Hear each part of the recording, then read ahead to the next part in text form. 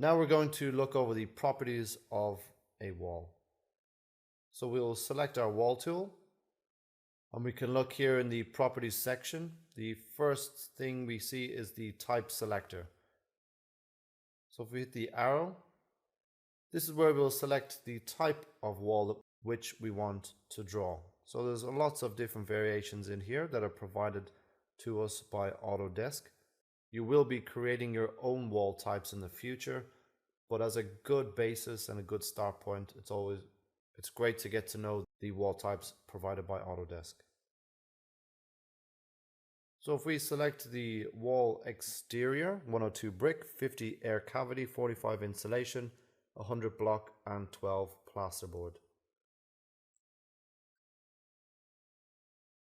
Then we can draw our wall.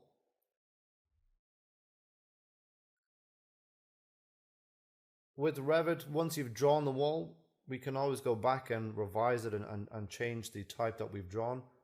So if we simply select it again, hit the type selector, and we can change the type. So at any point throughout our modeling process, we can change the wall type. Once we have the wall selected, the properties palette will then take on the properties of that wall. So the first heading is the constraints.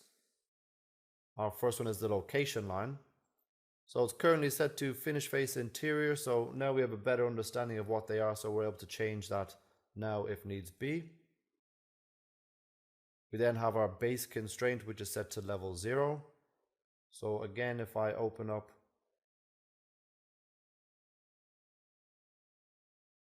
our east elevation,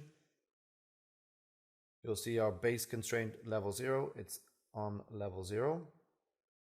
The next option is base offset is set to 0, so it's sitting on level 0. We can add in an offset, so if I add in 200, you'll see that our wall has offset up level 0 by 200. Bring that back to 0. When we make a change in the properties palette, the effects will not take place until we either press apply or move the cursor into the drawing.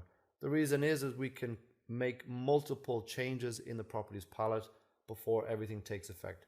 It's just a quicker way of doing things, because if we were to do multiple things and the model was updating each time, it would delay the process. So next is the top constraint, which is currently set to unconnected. Here we can select it and revert it back to level 1. Again, moving my cursor into the model, you'll see the wall will now be constrained to level 1. Again, we have an offset, so I can add in an offset of 200. It's now offset above 200. If I add in a negative figure, it will go below the line. Next is the dimensions heading. So it will give us a length figure as well as the area and volume of that wall.